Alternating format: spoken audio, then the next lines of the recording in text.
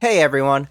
I know I'm a bit late seeing as the spring anime season is already halfway over by now, but better late than never.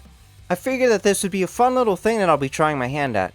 I'm a person that absolutely puts as much effort as possible into keeping up with all or at least most of the anime in the current season, because I have no life and nothing better to do with it. So, here we are. I'll be providing brief reviews on the anime I watched this season, and so that I'm not killing myself writing this, I've set a small criteria for me to follow, and I hope you all would be okay with it as well. No sequels, and because I've watched, 20 anime this season, only writing about the anime that really spoke to me. That also includes anime that I feel were terrible. This is the criteria I'll be sticking to if I decide to do another one of these in the future. This means no trashy isekai fantasy sequels like Danmachi, Bofuri, or By the Grace of the Gods. No, instead I'll be talking about shitty original isekai fantasy anime. However, it is worth noting that we can't possibly talk about every isekai anime this season, or else we'll all end up being here for, the next 10,000 years or so.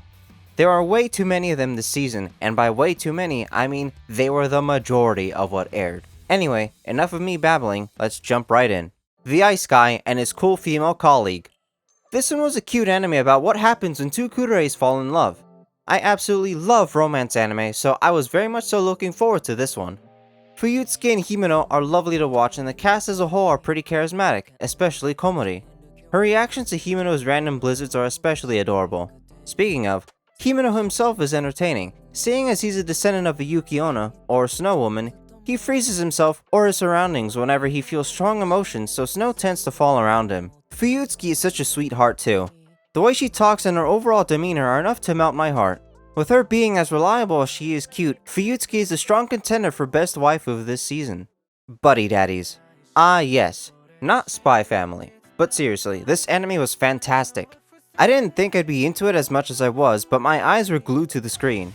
PA Works strikes a third time with another crazy idea that just somehow works. First with Ya Boy Kong Ming, second Akiba Maid War, and now Buddy Daddies. I joked about it being similar to Spy Family, but there's enough originality here that makes it stand out on its own. The two assassins, Kazuki and Rei, encounter a lost girl looking for her father while on a mission, but end up taking her home, and both of them end up becoming her fathers. Buddy Daddies tells the story of these two men learning how to provide a normal childhood to a girl while having an unorthodox job that will provide anything but a normal childhood for a kid, growing as people, and learning how to be the best of friends while simultaneously learning how to be the best fathers. It's a lot more graphic, which lends itself to being a more mature story than Spy Family, but with enough lighthearted moments to keep you happy. If you enjoyed Spy Family or other crime anime like The Great Pretender, this is a must-watch for you.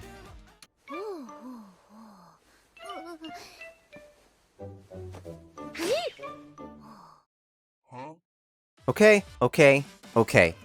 I know what you're thinking. Sable, you must be some sort of basement-dwelling degenerate to even think about adding this one to the list. Well, you're wrong. I'm an attic-dwelling degenerate. Onimai was a title met with a ton of hype when it was first announced. By me. I've been following Onimai for the past 4 or 5 years, and I've been begging for an adaptation of it ever since I started reading the manga. There are 0 words to describe how excited I was when I first saw the trailer drop. I know all of my fellow manga readers were also pretty ecstatic about the release of the anime. In unrelated news, the FBI gained a couple thousand more people on its watch list. But despite all the horny baiting and the in-your-face fan service, when sitting down and watching Onimai, you're actually given a more wholesome slice of life experience. This anime just exudes the energy given off by other slow, cute, and relaxing slice of life anime pioneered by studios like Kyoto Animation, Silverlink, no not you, there we go, much better, and Dogakobo. The story centers around Mahiro, a totally unrelatable 20-something-year-old NEET who seems like he really missed out on some of his most formative adolescent years.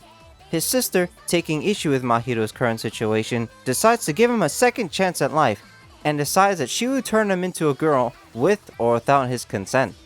Mahiro is then subjected to daily life with his sister, as well as many new friends, and slowly but surely begins having a new outlook on life after his initial transformation. Because yes, the PP potion does have a cooldown. And along the way, he finds that maybe, just maybe, the real treasure wasn't the unlimited access to the girl's bath, ability to judge bikinis, or even the feet, but rather It was the friends you made along the way. And with the anime being produced by the newly established Studio Bind, who has never produced anything with this much fan service before, the anime looks and feels as high quality as you can get. Overall, Onimai is an extremely entertaining watch, and if you're looking for something to turn your brain off to and enjoy, then this show is right up your alley. Saving 80,000 gold in another world for my retirement. This one is also chill anime that's worth watching if you're an isekai lover such as myself. Mitsuha suddenly gains the power to teleport to another world after nearly dying from falling off of a cliff. Upon knowing that she has the power to teleport herself at will from world to world, she devises a plan to sell products from our world to the isekai world as a way to make money and live comfortably in our world. Mitsuha basically becomes the world's biggest scammer, which I find pretty funny, and the way she comes up with bullshit explanations as to how our technology works in the isekai world is way more entertaining than it has any right to be. The most hilarious part about it all is that the reactions of the residents of the isekai world can really just be summed up to, oh, okay. A lot of how things are explained in this show is BS at its finest, and is pretty wacky and over the top. Is the writing in this spectacular? Fuck no. But it's not about that. Saving 80,000 gold in another world for my retirement is a turn your brain off kind of anime, so it doesn't need the highest quality writing, nor the deepest story in the world. As long as you're willing to sit down and have fun, this mostly generic isekai will be a blast. Also, bonus brownie points for the obvious gate inspiration. That caught me off guard, but was a more than welcome surprise. Sugar Apple Fairy Tale. We don't get enough shoujo anime, so I'm glad we have Sugar Apple Fairy Tale to fill that spot in for us this season. It's a nice, romantic fantasy anime with a style much like what you'd expect from your typical shoujo. We've got a cute, innocent girl who slowly but surely starts to fall in love with a dude that's kind of a dick and treats her like shit. He does become cool over time though. With a slightly more original story than what most fantasy anime tend to offer, we have Anne Halford, our protagonist, who wishes to become a silver sugar master just like her late mother. In this world, fairies and humans once lived together in harmony before the humans betrayed the fairies and used them as slaves. Anne wants to see humans treat the fairies as equals again, and silver sugar masters are required to treat them as equals. In order to become a silver sugar master, she must leave her hometown and head for the capital. However, in the middle of her travels, she stumbles across a town in which she finds a fairy about to be killed by his master and saves his life. Shortly afterward, Anne encounters this hot fairy dude in a tent and purchases him as a means of protection. The journey to the capital is one full of danger, so out of a recommendation by the simp who is the simpiest of simps, a simp who simps so hard that he throws all of his life's earnings to a random e-girl's OnlyFans because he thinks she is his actual IRL girlfriend, the simp to end all simps, her friend Jonas. Except Jonas isn't her friend and ends up betraying her. I highly recommend this to anyone who likes slower paced stories, shoujo anime, and fantasy. I'm pretty hyped for part 2 set to air this summer. Revenger. Where the fuck do I even start with this one? Honestly, Revenger is by far the worst anime on this list. I don't know what it was that I watched. The writing for this one was really all over the place. Trying to follow what was going on in this story was impossible, and I kinda just gave up about a couple episodes in. I debated dropping it, but I didn't in hopes to see that it would get better at some point. It did not.